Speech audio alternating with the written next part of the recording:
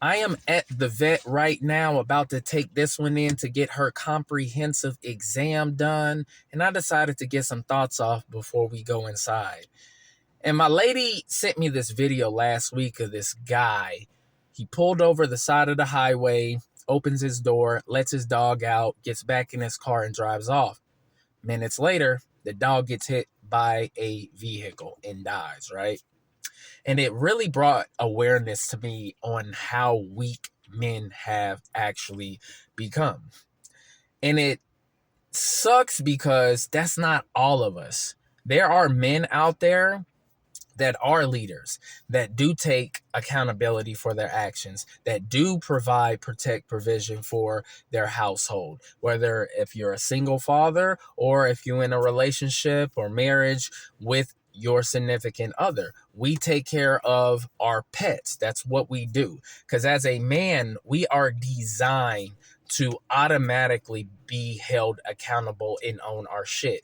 And if you run from it like that guy that dropped his dog off to basically get killed, this is the reason why most women don't respect most men, because we have a multitude of guys just like that one not taking responsibility over the decisions that they make. Men, if you want to change this narrative on this man versus woman, this battle of the sexes bullshit, which is bullshit because it doesn't apply to me because I've never had an issue with women in general, okay? You got to do better. You got to do a lot of self-work. You got to do more self-reflection. You have to understand that every decision that you make, you are going to be held to a certain standard. You have to be responsible. We cannot run away from the decisions that we make. We just got to own it, whether it's a good or a bad decision. Because at the end of the day, nobody's going to save us. Nobody's going to throw you a life raft. No, you got to save your damn self. And when you get in the habit of doing that, you will actually feel good leaning into your manhood. You guys got to stop being a little bitch, man. Own up to your responsibilities. Take care of business. If you decide to make a certain decision, you need to think it out completely before you actually act on it. And you will really find that sense of purpose that you've been longing for, because every man is looking for what their purpose is. You do not allow that search for your purpose to drive you crazy, to make you quote unquote depressed. No, if you continue to do the self-work, then you will find whatever path God has designed for you. Tuesday content is coming up right now. Good day, good people. It's AT Malone, the first of my name because the second is already here. If you haven't already, please like, share, subscribe, hit that notification bell for more videos from your boy. Now, this has already been a busy Tuesday morning. As you've seen, I had to take my dog to get her comprehensive exam. And I don't know about you guys, if you are a parent and a pet owner, don't you go through separation anxiety? Like right now, I cannot go in my backyard because I know my dog is not going to be there. And I love going in my backyard and spending time with my dog because she is a boxer. She is high energy, even though she's old as hell. She's turning 10 this year, so she's 63 years old in dog years. But it just brings up my spirit, man. And she puts me in such a good mood, and her not being out there, it's depressing as hell. It's quiet. So I cannot wait to get my dog back. Hopefully she's still in the best of health and everything is fine and dandy, man. But also, even with parenting, having to split custody with my son, I still go through the separation anxiety whenever he's with his mom. And I've been divorced for years, like 5 years now, and I still go through that every single day. So if you can identify with what I'm saying, you are not alone, man. I still go through separation anxiety with my dog and with my son, man. And it's so interesting about being a pet owner because they are so expensive to maintain. Having dog insurance, making sure I can buy some really good food that doesn't have a whole bunch of byproducts and fillers and all of that type of stuff, and making sure that she has her supplements that she needs. This stuff is expensive. This is why I always say if you have a pet, they need to provide some sort of value. Like my boxer is another layer of security for my house. She makes sure nothing goes in that backyard. And if I bring her inside the house, if you try it, that's your ass, Mr. Postman, man. But enough about all of that. I'm just talking about my responsibilities and my experiences, because we all go through things in life. But what are we here to do? We are here to get this Tuesday content knocked out. And you know we are reading The Richest Man in Babylon. We are actually on chapter 6, and it is titled The Gold Lender of Babylon. Now, it starts off with Rodan, who is a spear maker, and he's walking down the streets of Babylon with gold in his wallet. My man is balling out of control.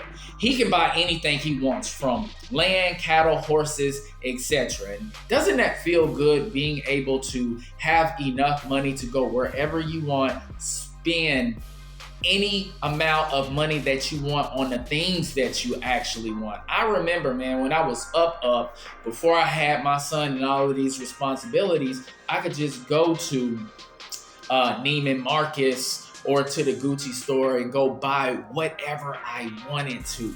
That is a wonderful feeling. And of course, we got to get back to that. But right now, we got to take care of responsibilities, man. I got college tuition that I'm saving up for my son. I'm still building wealth. So those things will come in due time.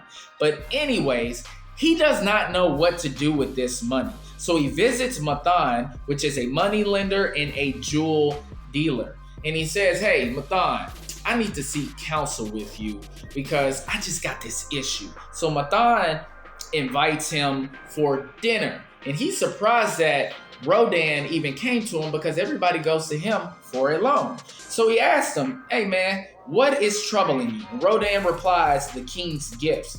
The king actually paid Rodan money to design the head of a spear. So he paid him 50 pieces of gold, but now he has this gold, but his sister wants him to lend out that gold to his sister's husband. So he's not sure if he wants to do that or not, right? Well, Mathan says, hey, I understand, because gold carries responsibility. You want to do good deeds with it, but you also don't want to lose it. So he tells Rodan that he's going to tell him a story about a farmer that he knows. So he also tells him that lending and borrowing is more than just passing it from one to another, which is 100% true. Because I don't really loan out money like that, because the risk versus the reward might ruin friendships. It could cause rifts in families. Now, I have lended money, and I'm going to tell you guys about that throughout this whole content right now in chapter 6. But I get exactly where Rodan is coming from, because when you loan money out to family, it could get very, very, very interesting. It could get complicated as well, because what if, your direct family member don't pay it back? You're going to treat that situation a lot more differently than you would like a friend or associate, or if you're doing some type of business with somebody, right? So that's the thing you got to be cautious about. Anyways, let's get back to it. So this farmer could understand what animals say.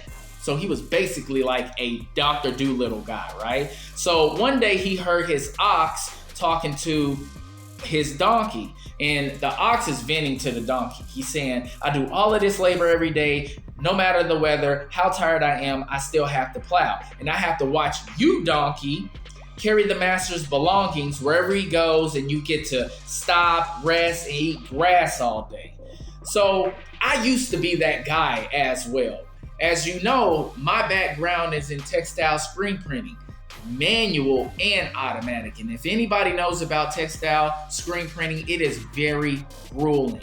It is hard labor, especially during the summertime. It could be 100 degrees outside and it's going to be about 110, 115 inside, because we got these dryers, these flash units, and I did that for over a decade. I mean, slaving away, setting up jobs, printing them. Wow. I had homeboys working corporate white collar jobs. They got AC, they got their own desks, cubicles, offices. And I used to be that dude like, man, I know for a fact you guys do not work harder than me, but y'all make more money than I do. And it used to get to me. But now, guess what I'm doing? The same thing that they do. I got my corporate job, white collar, even though I still print on the side, so don't get it twisted. I can still print my ass off. But anyways, man.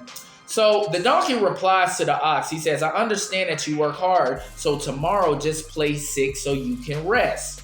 Well, the ox takes his advice, but the farmer ended up hearing what the plan was. So guess what? He made the donkey take the place of the ox. So he made the donkey plow, and then the donkey got all the experience that the ox had to endure. So later that day, the ox thanked the donkey for giving him that advice since he had the day off. But the donkey told the ox that he overheard the farmer telling his slave that, hey, if this ox gets sick again, call the butcher. And he also told him, look, I hope the farmer tells the slave to call the butcher on you because you are lazy.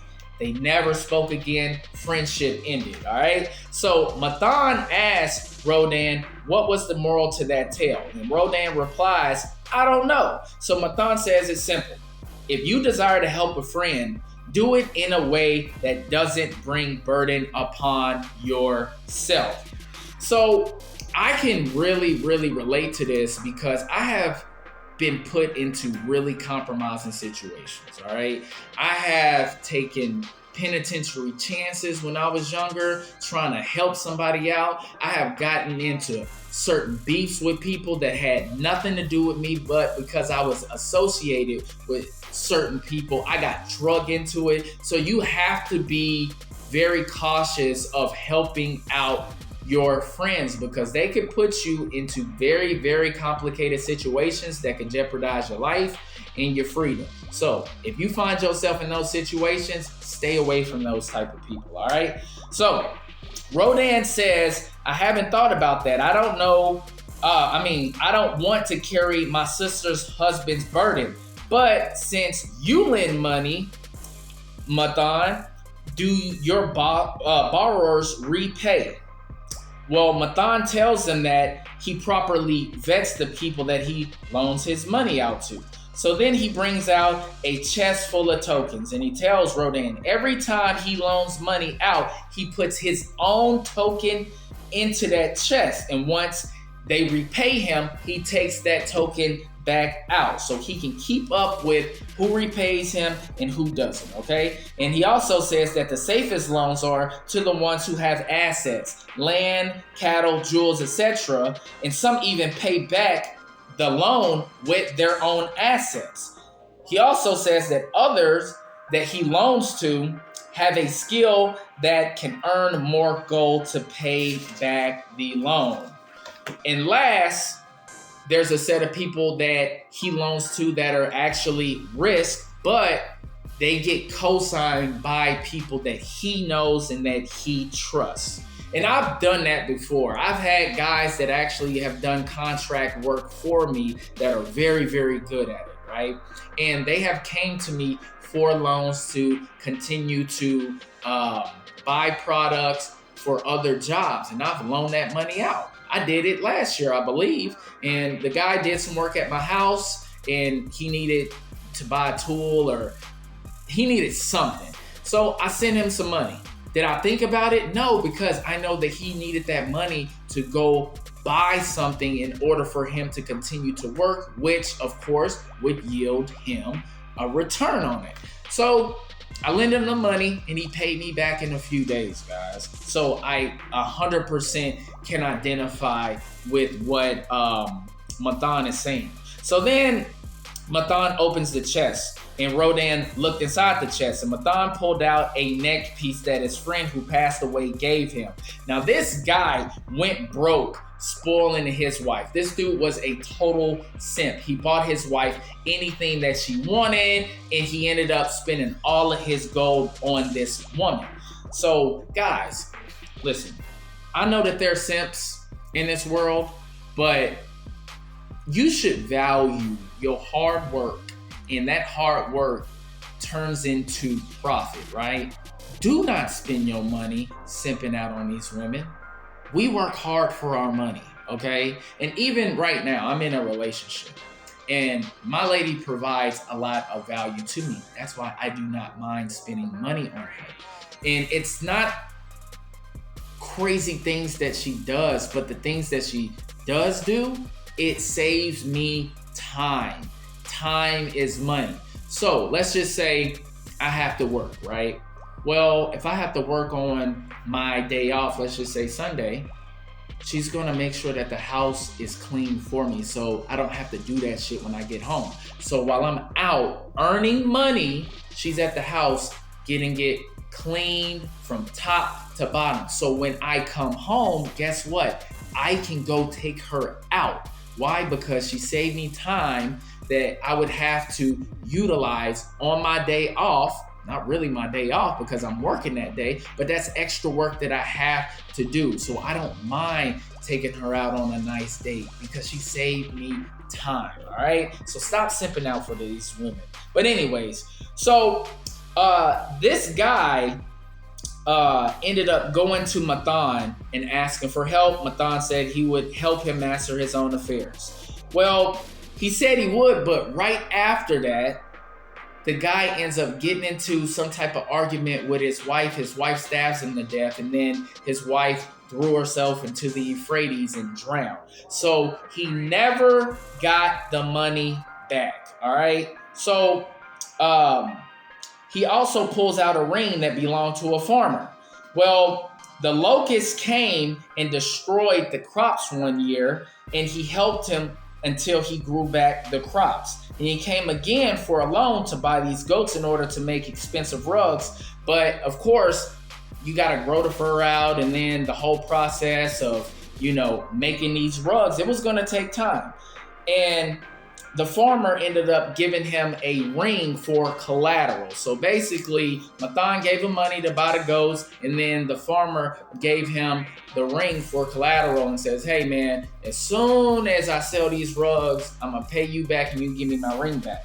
So Rodan is surprised, but Mathan tells him, listen, if I know that he's going to make money eventually in the future, why not take, something that this guy values and keep it, and then once I get my money back, I can give him the ring back, right? So that was where I stopped at, man. And this was very, very, informative, because it tells you the different ways that people loan out money, which is relatable, and also being cautious about loaning money to your loved ones. Do I suggest you do it? Not really, unless you know that person can pay you back. Or if you don't have the money to loan them, don't loan them the money that you can't afford for it to, basically be gone and not be paid back to you.